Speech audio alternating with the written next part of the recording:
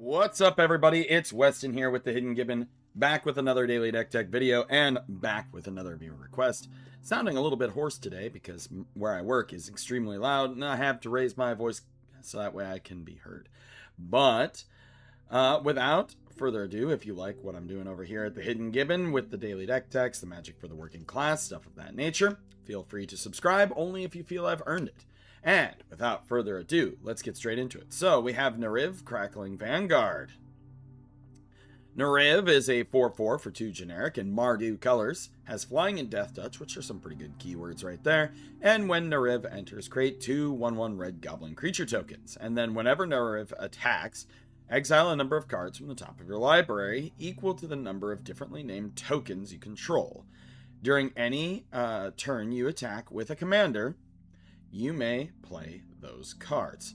So the idea here is to dump out a bunch of little different tokens, attack with Neriv and our tokens, and get to play a whole bunch of stuff which will, grow our board even more. We'll have a little bit of protection along the way, and let's see who our supporting cast is. Now, there were 2 cards specifically requested by this individual, and with this deck tech, the price range was supposed to be $60 to $85, and anywhere from bracket 2 to bracket 3. I think we hit probably bracket 2. And then the 2 cards requested to be in there were a Nimpakal, which is a Nimpakal, 1000th Moon, a 1/2 for 3. Whenever you attack with one or more non-gnome creatures, put a 1/1 counter on a Nimpakal, then create X 1/1 colorless gnome artifact creature tokens that are tapped and attacking, where X is the number of 1/1 counters on a Nimpakal. So, as we attack, you don't even have to attack with a Nim, but as we attack, we're going to generate more and more and more gnomes. And the other one here was Grand Crescendo. Create X 1/1 white and green citizen creature tokens. Creatures you control gain indestructible until end of turn. So it generates dudes and protects you. So those were our requirements for the deck. So, first off, we do have Adeline Resplendent Cathar. I did put this one in here because it is a classic and still is extremely strong in token-based decks. It's a star 4 for 3. Vigilance, and Adeline Resplendent Cathar's power is equal to the number of creatures you control. And whenever you attack, for each opponent, create a 1/1 human creature token that's tapped and attacking that player or a planeswalker they control. Now remember, when you attack, you can stack the triggers. So you can have this trigger go off last. So have like this go off, other things go off to maximize the amount of differently named tokens that you have. We have Bone Cairn Butcher. He has Mobilize, so whenever this creature attacks, create 2 tapped and attacking 1/1 red warrior creature tokens, sacrifice at the beginning of the next end step, and attacking tokens you control have Death Touch. And the reason that we put this in here, not only just for the Mobilize to get us another type of named token, but also giving our tokens Death Touch is a way of giving them evasion, because do people really want to lose all of the things that they know and love and built up over the game? Probably not. We have Chittering Witch. Whenever this creature enters, create a number of 1/1 black rat creature tokens equal to the number of opponents you have. You can pay 2, sack a creature. Target creature gets -2/-2 until end of turn. We have Duckhoven Pack Beast. It's a 0/4 Vigilance and has Mobilize 3, so you can bring in even more little warriors. Emeria Angel.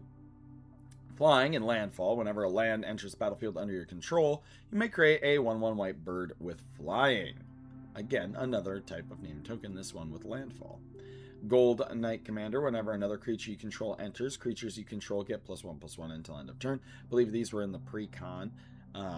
There are a couple cards like this one in here, and these are to buff your tokens, because getting 3 players at 40 life down with 1/1s is incredibly difficult, so find ways to make them bigger. We have Hero Blade Hold, which is Battle Cry. Whenever this creature attacks, each other attacking creature gets +1/+0 until end of turn. And whenever Hero Blade Hold attacks, create 2 1/1 white soldier creature tokens that are tapped and attacking. Iron Will Forger. Lieutenant. At the beginning of combat on your turn, if you control a commander, or your commander, target non-legendary creature you control gains Myriad. This will also generate tokens of that creature, which will be differently named tokens from some of your other tokens.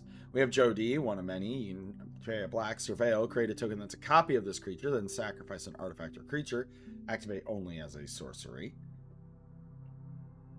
We have Legion War Boss. It has Mentors, so whenever this creature attacks, put a 1/1 counter on target attacking creature with lesser power. At the beginning of combat on your turn, create a red goblin creature token. It gains haste until end of combat and attacks as combat if able. Loyal Apprentice, Haste, and Lieutenant. At the beginning of combat on your turn, if you control your commander, create a 1/1 colorless Thopter artifact creature token with flying. That token gains haste until end of turn. As you can see, all of these are very specifically put in here to put in different tokens, right? We have Thopters, we have Joe D tokens, I suppose. Goblins, we have warriors, we have birds so far, we have soldiers.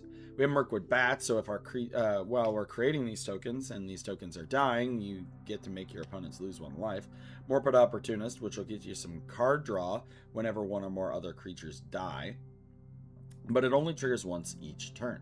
Myr Battlesphere, an absolute classic. When this creature enters, create 4 1/1 colorless Myr artifact creature tokens.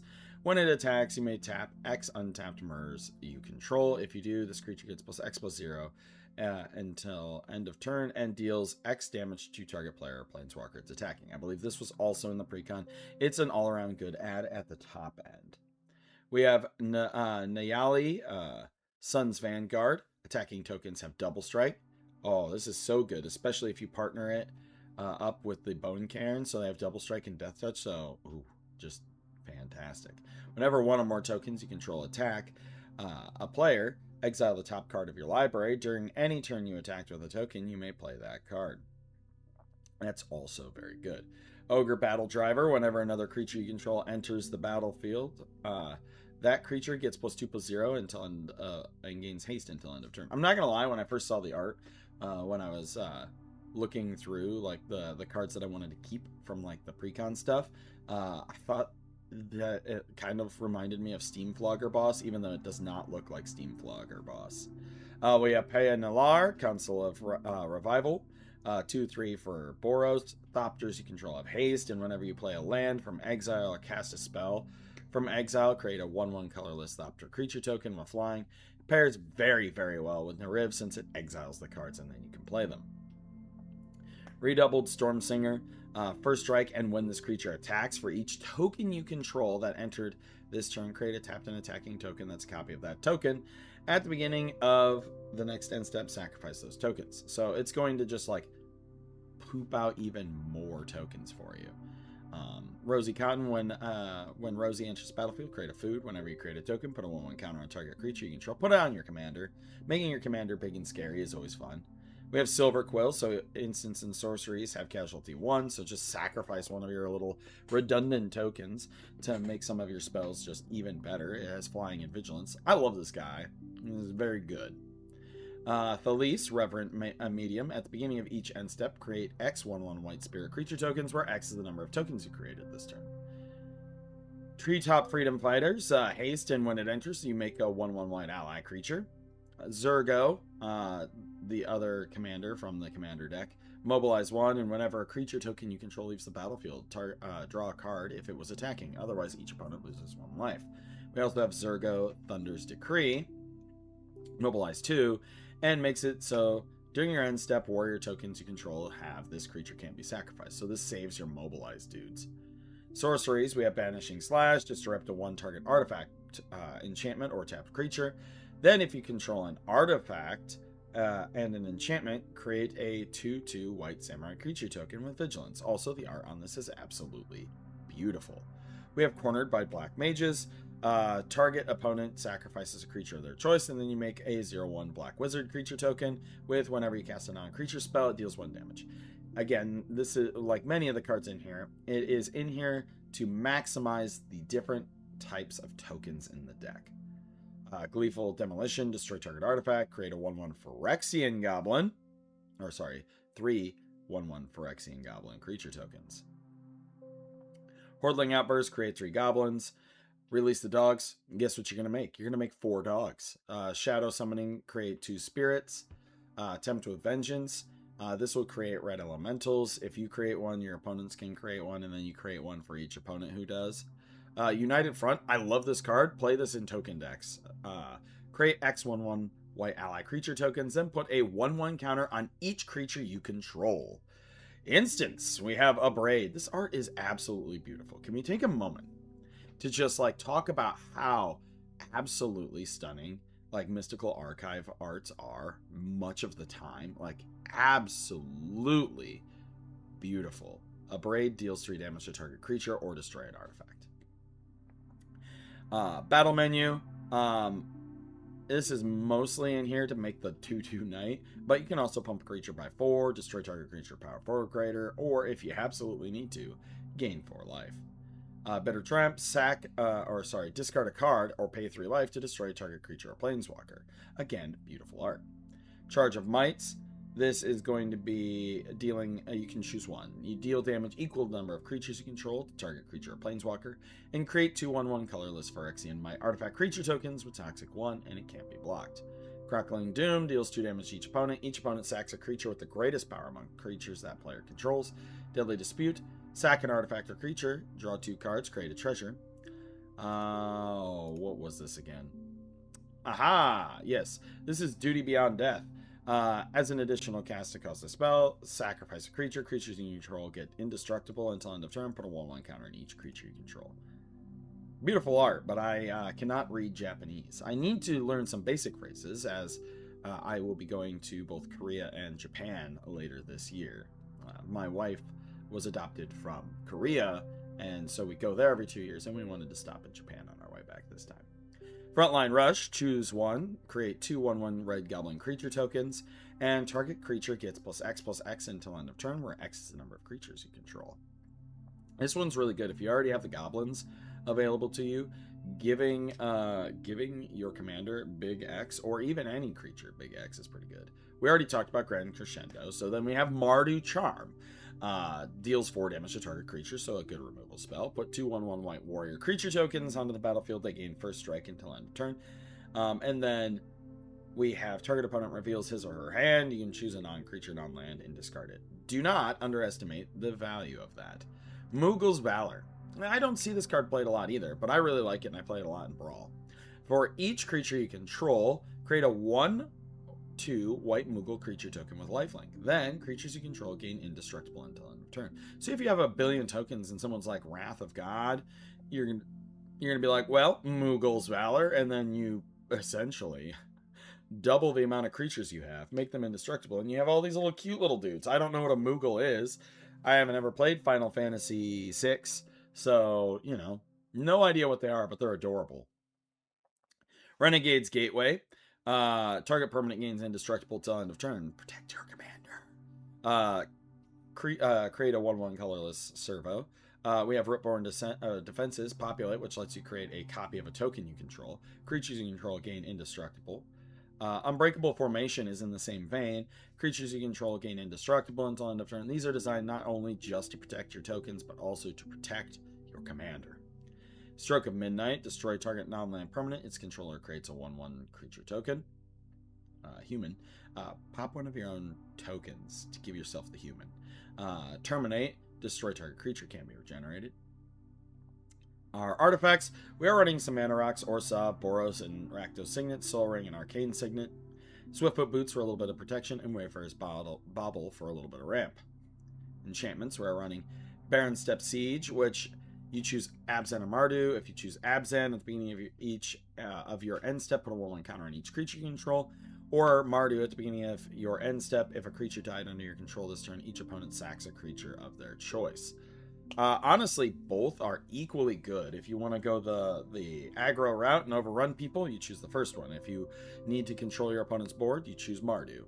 Bastion of Remembrance, make a 1/1 human, and whenever creature you control dies, opponent loses 1 life, you gain 1 life.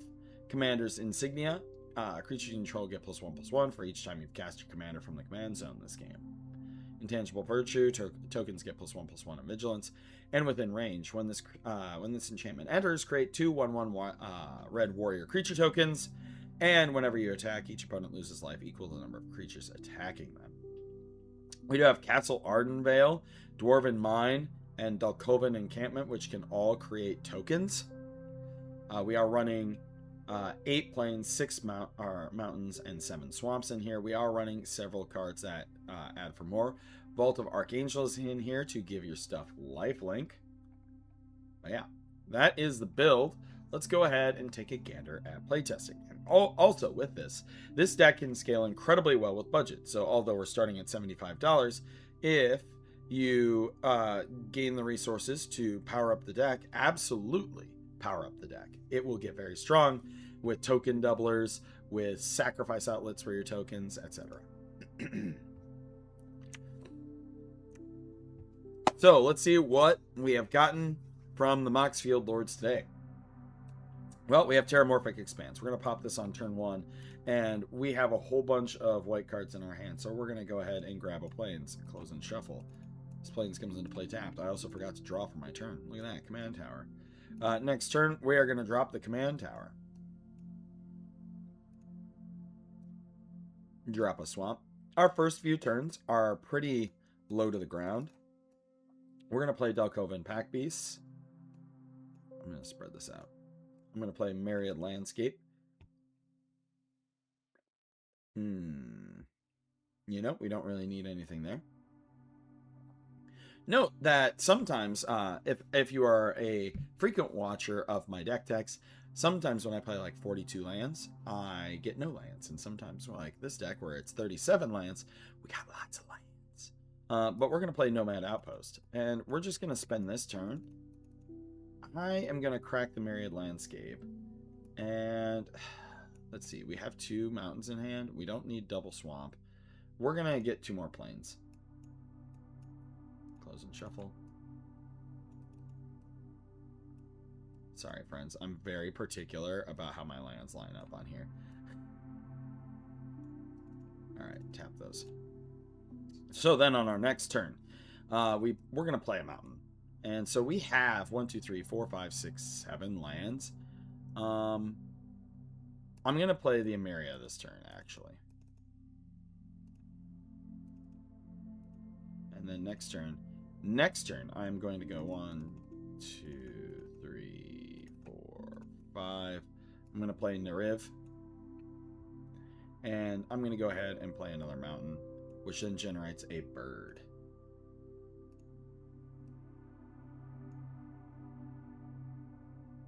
Neriv isn't attacking yet because it doesn't have haste. We have a plains here. This generates another bird. Add token, bird. I am going to cast Chittering Witch. You know what? I'm going to use a red rather than all these plains. Yeah. The red's not necessary. Chittering Witch. So then I'm going to get to create 3 rats. 1, 2, and 3.